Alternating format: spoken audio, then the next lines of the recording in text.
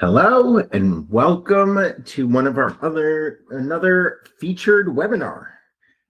My name is Casey Schmalacker from New Frontiers, and today we're going to be talking about fresh starts, executive function strategies for September reset. For anyone that hasn't attended one of ours live before, you can always use our questions Q&A function to ask any questions, or you can throw into the chat. I will either get to them during the presentation or towards the end of it. But I do love the questions because they help make sure I'm speaking to what you're looking for. So feel free to use that Q&A function. I will also share over my contact info at the end. So if you'd rather ask your questions either in a one-on-one meeting or an email, feel free to send that over. And if you're watching this after the fact, you can always email me over any questions, or we can set up a time to chat. So without further ado, let's dive right in. So let's be honest with ourselves. How do most people treat fresh starts? You often hear this time will be different. Maybe people don't say it out loud, but it's something they're thinking. Oftentimes when you really dive into what's going on, there's a lot of relying on willpower alone, that I'm gonna try harder. I'm gonna make it different. And this expecting that old habits are going to disappear. But the thing with a lot of this is magical thinking. It's just like, oh, it's a fresh start, things will be different. But there's not a lot of intention behind it. Now, why does this feel so convincing, though? Why do we do this over and over again, that we think these fresh starts are new opportunities that are just going to turn out differently? A lot of this is that new beginnings do feel motivating. It's this concept of a fresh start effect. There's this clean slate illusion that tricks us into optimism. I don't have all of the baggage from the past. That's in the distant past. So now that's not weighing me down. It's gonna be different this time. And hope feels good, but hope is not a strategy. Hope is more of a wish. And where we often see is fresh starts, we assume that it's almost like amnesia. The past is behind us. Let's pretend it never happened so we can feel better with this new hope that we have, that we're going to manifest that it's going to be better this time. And so it's important to understand that these fresh starts are not amnesia. It's not about forgetting what happened in the past. It's not about just moving forward, because old habits don't evaporate. Maybe those old habits you haven't been doing. So if you're a student and you don't have any tests to study for summertime, it feels like your old habits are gone. But when you have to study for the next test, what are you going to tap into? Or if you are in a work environment and you have summer Fridays and you're super motivated and, oh my God, I'm getting so much done over this summer. Once you start getting back into a busier work season and you've returned back after summer, then some of these old habits, they don't just disappear. They can re-manifest themselves. And while the slate is cleaner, you may have a cleaner slate, it's not a fully empty slate. Hope can be a spark. But what we're going to be talking about is how strategy can keep that fire lit. So what can be different this time? And so what we're looking at is that strategy beats willpower. And rather than just, I'm going to try harder, we really want to be diving into how. And that's where strategy ties in.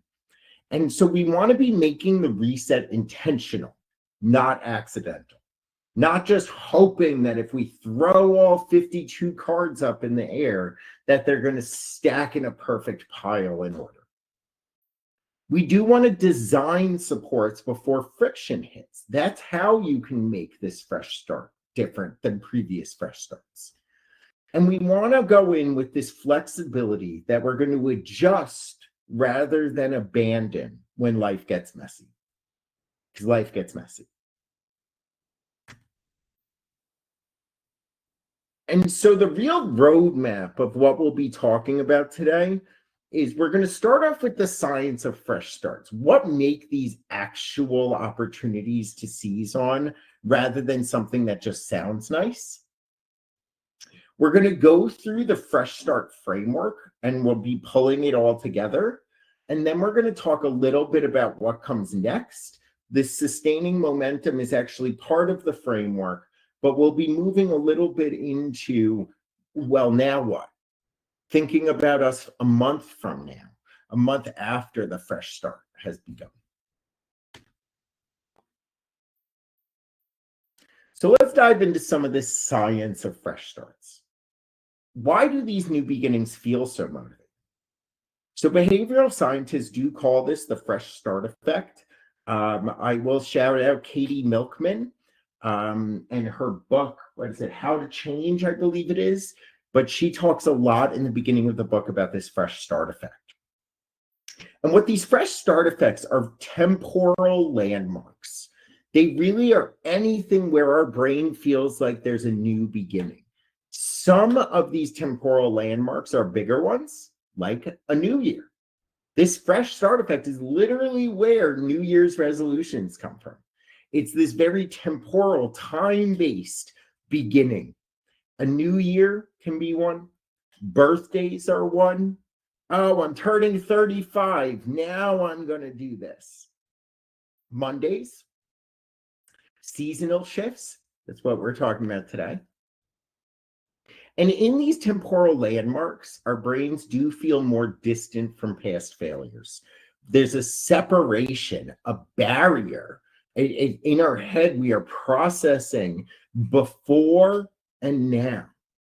And the now feels like the future. And so just the way our brains process these fresh starts is providing this spark. And so we see ourselves as a new me, this hope for something better for ourselves, this separation from the messy past where things didn't go the way we want, and this hope for a better future. And that's all around this fresh start. And when it's a new me, we feel more capable and we feel more motivated. So why now? Why are we talking about this now? Well, really, we can talk about this whenever. It can be a new month, it can be new week, but we're talking about it now because this is a big shift, not just for students. The end of summer is a big shift in rhythm. It's a big shift in some biology in terms of how much sunlight is out, the nice weather, being outside, going swimming, going to the beach, going to the lake. There's just a big shift from a summer mindset into this more fall-oriented mindset. There's a productivity shift. Things tend to feel a little bit slower.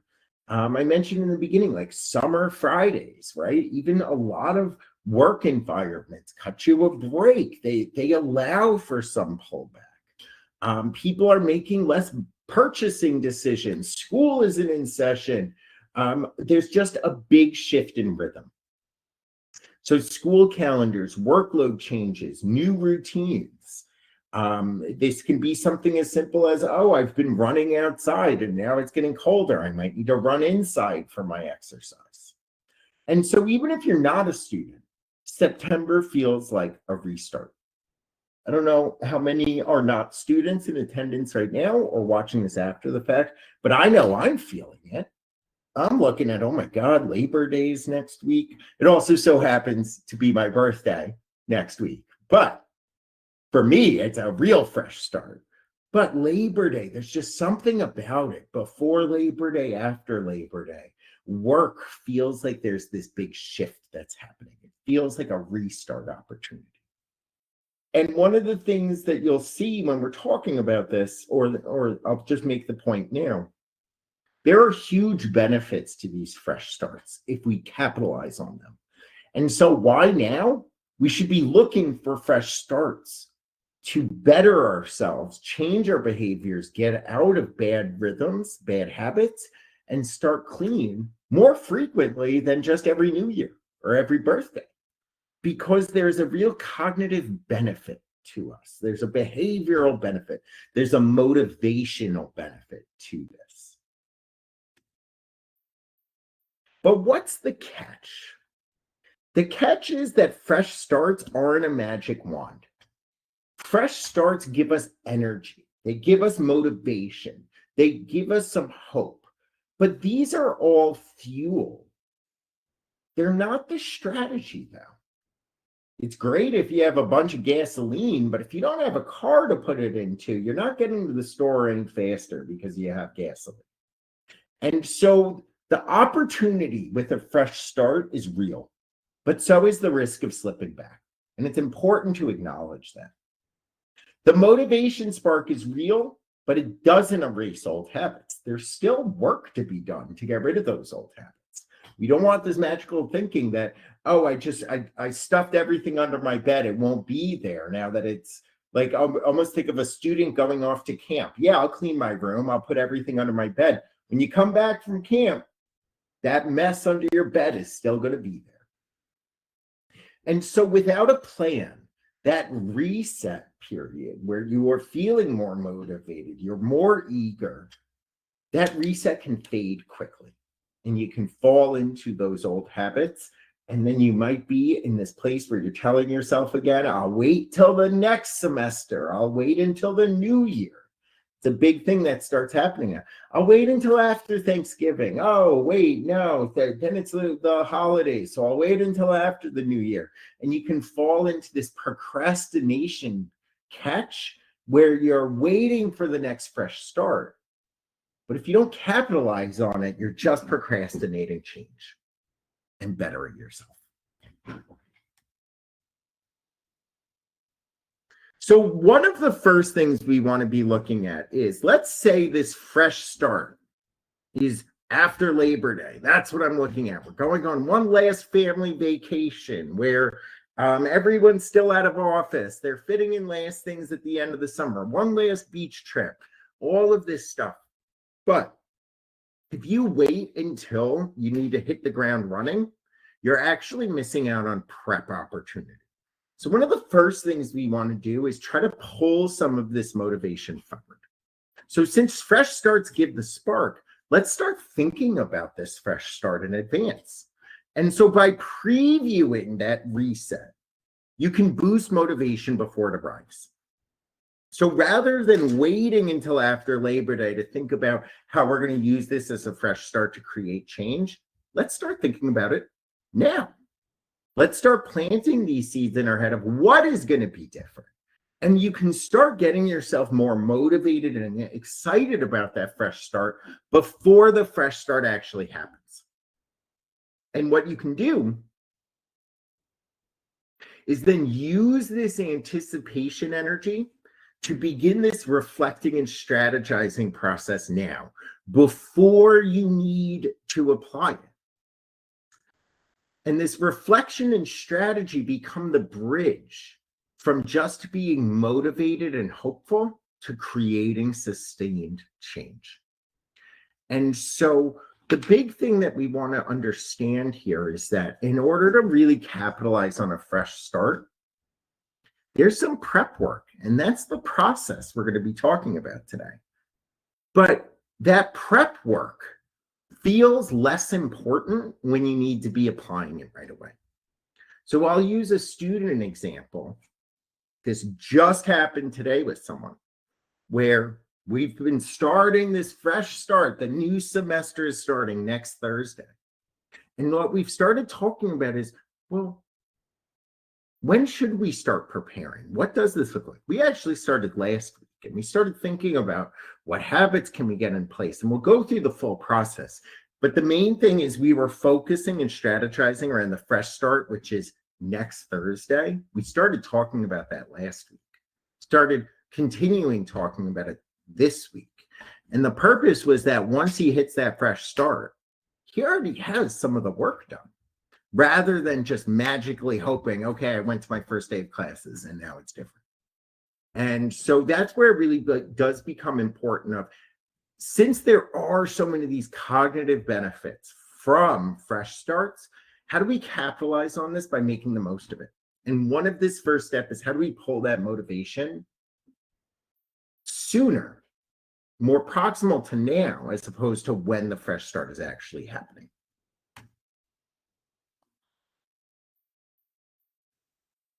So let's look at the model that we'll be talking about today. So from spark to strategy. And so here are 4 steps to making fresh starts last. The first is reflection.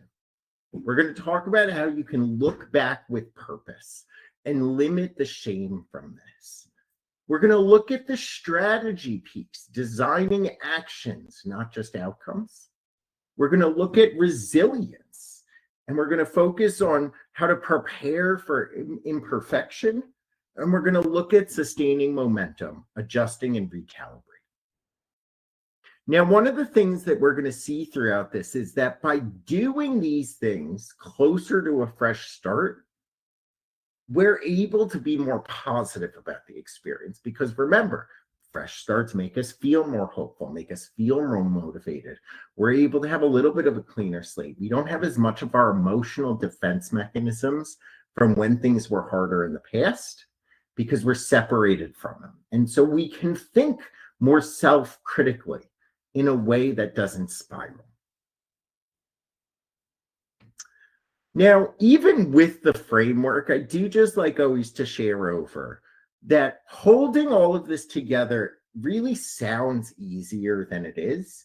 And that's where a lot of our coaching supports come in, is not always just telling someone what they should be doing, but it's helping hold people accountable to doing it. And I always like to just share this over that while nothing makes me happier than if people can run with this independently on their own, I don't want anyone leaving this thinking that they're stupid or that they don't care if they struggle following through with this process, with capitalizing on the fresh start. So understanding just that this empathy out there, that coaching supports support a lot of people through this process. And so if you're struggling with it, let's not fall into that self-pity if you're not good enough. It's an understanding that I literally have a job because this is difficult. This is difficult for me. This is difficult for a lot of people. And so just knowing you're not alone, if this presentation of going through this process is something that you aren't able to actualize and make happen on your own. And so when we're going through each of the steps, I am going to highlight a little bit of why this seemingly simple idea may be challenging and how coaching does complement it. So let's start off with reflection. And so what we're looking at is we want to look back with purpose, not guilt. And so one of the ways to not be spiraling is to just look on the past and think what worked and what didn't work. It's always good to start off with what worked, because it helps make ourselves more prepared to accept and own up to the things that didn't work. Many of you may have heard of like the positivity sandwich when giving feedback to people. You give a compliment, you give constructive criticism, and then you give a compliment. We can trick ourselves into that a little bit. Well, what did I do well? What do I want to keep doing? Versus what didn't really work out well. And then we also want to just tie in what was in my control. Because a lot of the time with reflection, we can start focusing on things not in our control because we feel like we're focusing on ourselves too much, and that can feel a little, it can lead to some self-pity. Now, the real goal of this process is to learn and adjust, not regret and spiral. Now, what I've found is very effective through this is this key tip of imagine you had a time machine. And so this is how I help a lot of clients that I work with. If I gave you a time machine to you in the beginning of last semester or last quarter, or the beginning of the year, what advice would you give your past self? What did you learn through that experience that you wish you could arm your prior self with? And this helps reframe things not as criticisms, but as tips for learning and advice. And so that is just a real big way to pull out this emotional guilt of we're not trying to dwell on what you did wrong. We're trying to learn from when things didn't work out the way we that way, that if everything happened exactly the same way, which is not true, that's not ever going to happen. But if it did happen the exact same way, what are the things I could do differently? Because now that can help us with the second step of strategizing. Because one of the things that we really want to be focusing on with fresh starts is that aspect of what can I do differently this time around? And how can I set myself up to do it differently? What should I focus on? And so by using this aspect of trying to give advice to your past self, it's actually very interesting with how your brains work. When you think about yourself, but very in your own head of what can I right now do differently, you actually process it differently than if you were giving advice to someone else. I always joke as a coach, it's always easier to help someone else be more organized and manage their time than to manage my own time. There's this altruistic aspect in our brain that by making an other, thinking of an other that we're giving advice to, makes it easier to give that advice. It makes it easier to be objective. So by using this time machine, you're creating an other. Even though it's your past self, it still has that same impact of it's someone else. And it helps you really reflect in an objective way. Just as a brief reminder, any questions, you can use the Q&A or save them up, write them down somewhere to shoot over as a follow-up to my email that I'll share at the end. So now with step one, reflection, why is this hard? Reflection easily slides into self-criticism or blind spots. We either, especially when you are just keeping this in your head and not writing things out, we either start falling into this feeling bad about ourselves and we don't view it as so much of a opportunities for growth. We start feeling bad. Why didn't I do that? I should have done this. Right? Like, well, I guess I just didn't care and I wasn't motivated. Why isn't this important to me? That pity party can start happening very easily, especially in our own head. Or we look at things through this reflection through rose tinted glasses. And so we create these blind spots of, oh, it was a lot easier than I thought. It wasn't that bad. Oh, it was all out of my control. That was all because of the professor. That was all because of my boss. And so there is this aspect as well that the reflection, when it's just internally in your own head, you don't challenge yourself as readily or as easily. It's hard to do. And so coaching can really help here by helping filter your guilt into insight and highlights what you might miss. Where are those blind spots? Now, I will point out that when I'm saying coaching, I'm not just talking about like coaching with New Frontiers. This can also be something that if you are a student that maybe your parents can help coach you or a mentor can help coach you. It is what we do as a business, as a job, but this aspect of having someone else help filter guilt into insight and highlights areas that you might be missing, this really can be any other person. I would say, though, you want to make sure that they have good qualities to actually coach you and not add to it, right? There is a certain level of expertise and professionalism. Now, step two, strategy.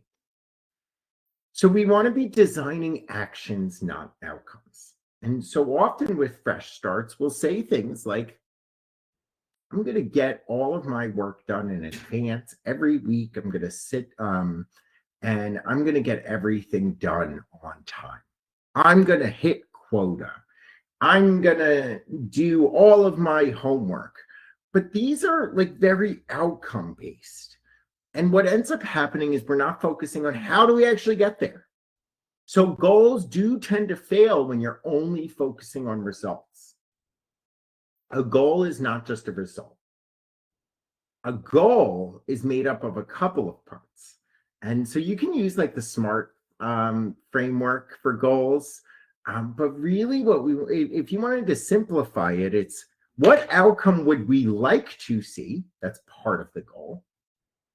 And then the next part of the goal is this is how I think I'll get there. And so you want to be anchoring goals into specific, repeatable actions. These are the strategies that we're working on.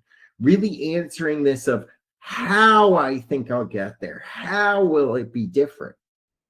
And you can really support yourself by, like, there's two aspects. One is this aspect of identifying past derailers. Yeah, maybe I did have a plan and a strategy before, but they fell apart because those are the derailers.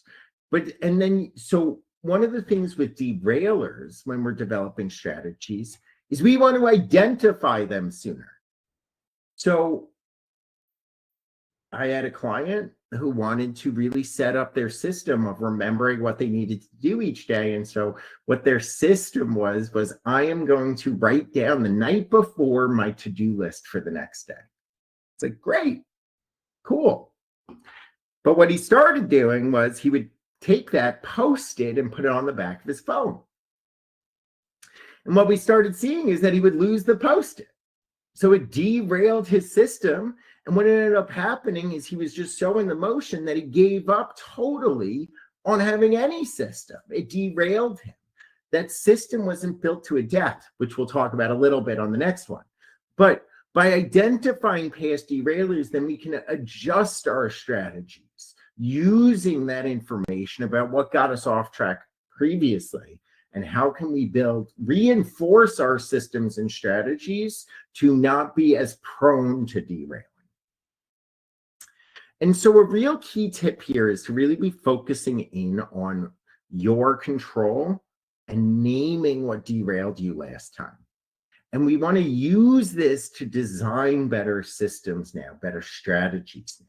So really trying to tie into how is this going to be different? What's going to be different this time? Seeing where things got off track, seeing what changes you want to make, and really trying to identify that and building in strategies around that. So this can be in so many different areas, but the main thing is if you are expecting a change, how? That is the strategy piece. How do you think it's going to be different? So why is this piece hard? In our own heads, plans feel airtight. It's a little bit of like our ego in there. That, well, if I made the plan, of course it's going to work. It feels good. But they're often vague or unrealistic. We don't challenge ourselves. We don't vet our strategies. We don't always go back and forth. We kind of set it and forget it. And then when it doesn't work, we're like, oh, okay, next time. I'll remember that next time. But then we don't fully incorporate that. And so how coaching or some other person can really support you here is grounding your ideas in reality. Thinking about through all the nooks and crannies. What might derail this plan? What might not derail this plan? And so this might be turning what makes sense in theory into actions that actually work. So I've worked with some clients where part of their fresh start was, okay, I've been applying to jobs. And so what I'm going to do is I'm going to diversify how many jobs I'm applying to. Okay. What does that really mean now? What do you mean diversify? And so while the strategy felt good from him, like, yeah, lofty, whatever, nice words. But what does that actually mean, diversify? And through some vetting and back and forth of the strategy, we are able to say, okay, let's set a clear number target for the number of applications which require cover letters. How many on Indeed? Are we going to try and look at 3 different job posts instead of just one? We were able to really refine that strategy to be more specific and more actionable, and able to set that up Where what we were doing previously is we were setting out, okay, we want to apply, let's start with 7 jobs a week. Let's start with 7 applications a week. But all 7 of those were just Indeed quick apply. Well, that wasn't really working. So now can we refine that strategy with this fresh start to make things fresh and new? Step 3 when considering these fresh starts is resilience. And so we want to be preparing for imperfection here. So it's really important that and this is almost like we're trying to prep ourselves to be flexible. So you want to be expecting setbacks. They are part of the process. This isn't going to go perfectly according to plan. It's about slightly bettering ourselves. So true success is about adjusting, not abandoning. There are so many people with fresh starts that they start off and maybe they did great on step 1. They did great on step 2, great strategies. But when they got a new derailer that threw it off, rather than adjusting, it felt like a failure and they just gave up. We abandoned the strategy and reverted back to bad habits. And so a key tip is when we're thinking about developing these strategies and trying to think about what a successful future self looks like, you do want to be building in some of this buffer that things will go wrong. And you can almost learn from your previous derailers what are potential future derailers, and start brainstorming a little bit of what can I do different. And really starting to think about how you'll respond differently when those come up. And it's not that you're going to be able to build out a response for everything that could go wrong with this new fresh start. But what you can do is just prepare your resilience that you are expecting something to go wrong. So many of you may have heard about like Murphy's Law, like what can go wrong will go wrong. But a lot of this actually goes a lot further back to Stoic philosophy, where if you're prepared for the worst, then you're always going to be pleasantly surprised. When things do go poorly, they don't catch you off guard. You're prepared, you can take it in stride, and you can adjust accordingly. But if you go in with this idea of my new strategy is going to make everything right, when it doesn't go well, then you start falling into this self-pity again of, oh my God, I'm a failure. I can't believe I didn't prep for this. And that creates a bit of rigidity where you start getting into black and white thinking. So, and since it's not working, I'm going to abandon it completely. Versus, I knew it wasn't going to 100% work and be perfect. So, this isn't that bad. How can I adjust? You're previewing the flexibility that you're going to need to carry this fresh start forward.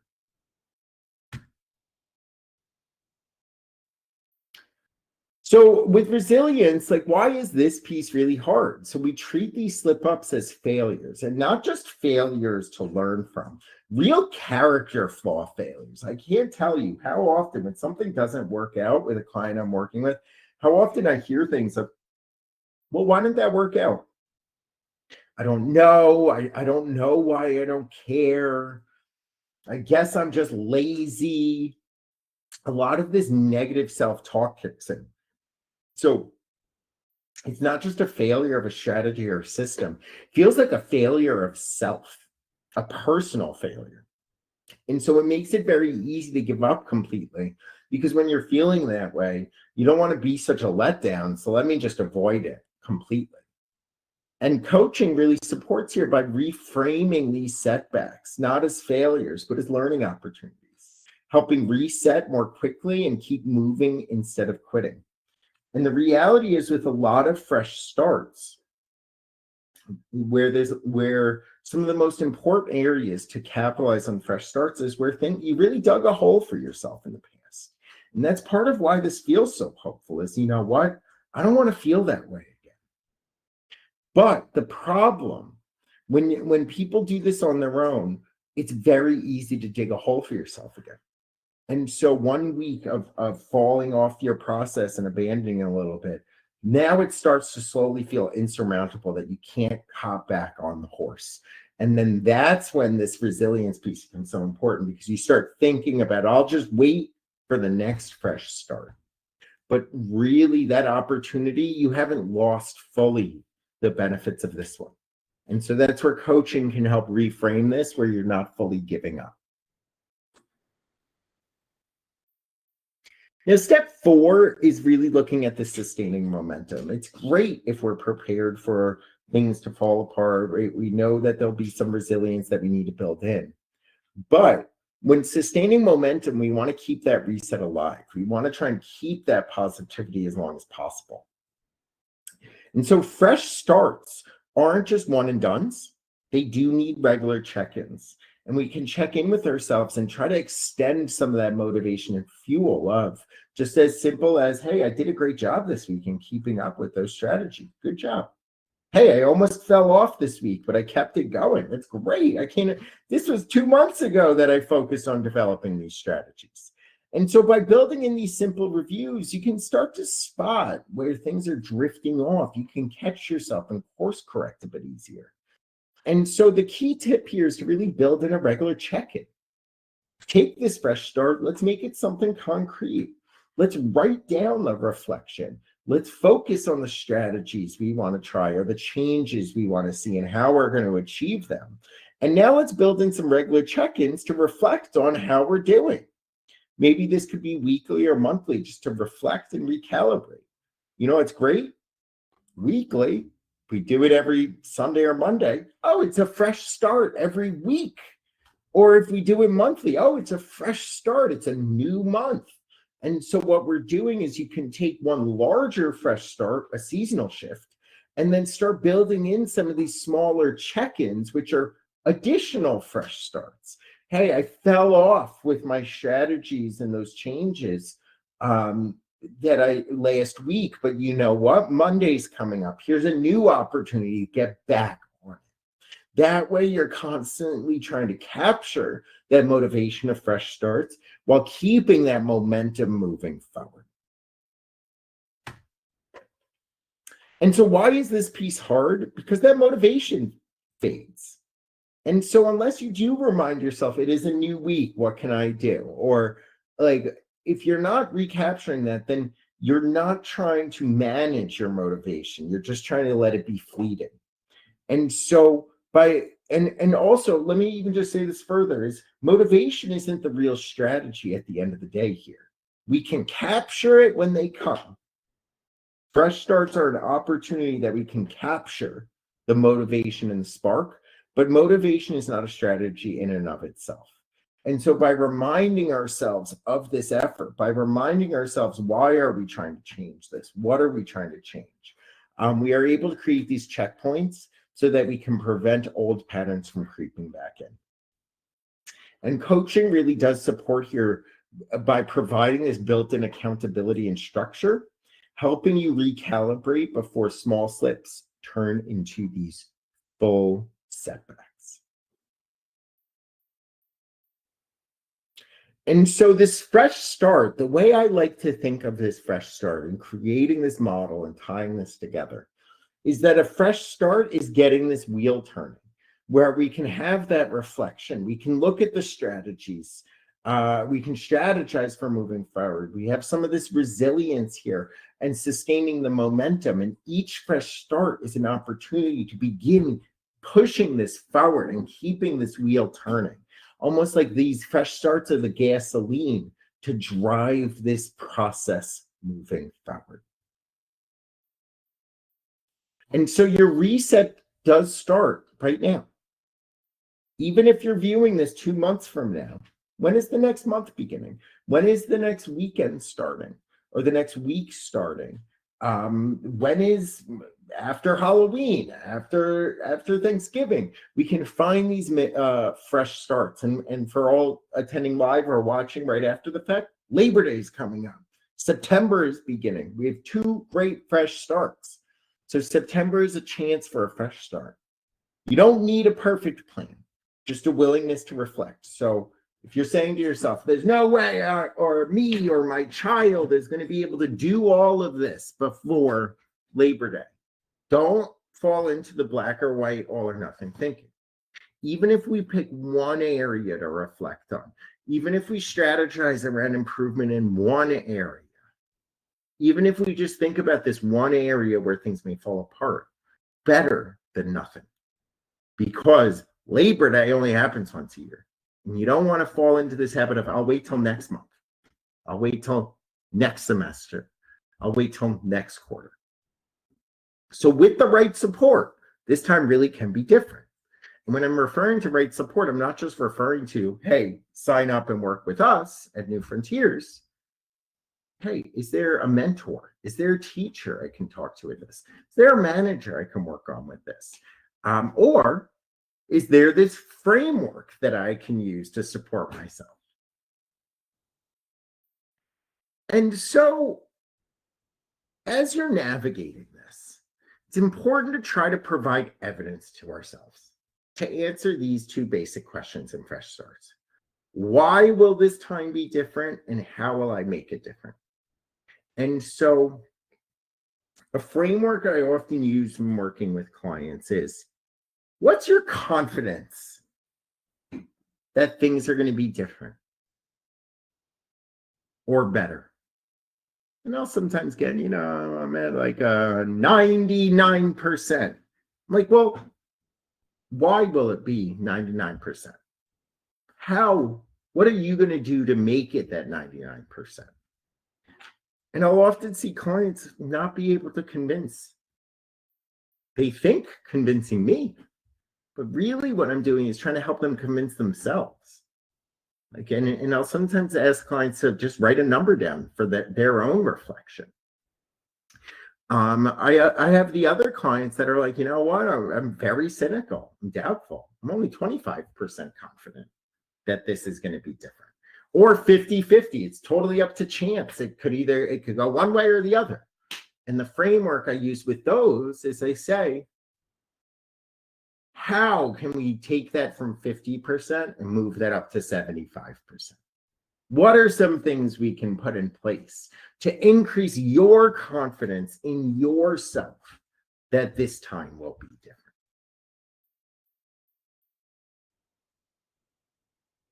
So thank you. I am going to be checking for any questions. As a little bit of a preview, next month's webinar, I'm going to do a check-in on this. Where are we at now? We had a fresh start. So now how do we continue with that sustaining momentum? How do we adapt in the moment? So this is a lot about this. This part was very much focused on the setting ourselves up for success by capitalizing on a fresh start. We're now going to focus a bit more in the next month on what do we do when we're in it. Some of that is going to be about problem solving in the moment. Some of that is going to be really avoiding more of that self-pity when things don't go well, don't go according to plan. And so we are going to continue this piece into our September webinar. Don't have the date, title, and any of that information yet. That will be coming out in our monthly newsletter, the Monthly Frontier. So thank you, everyone, and let me check out any questions. I see a thank you. Thank you for attending.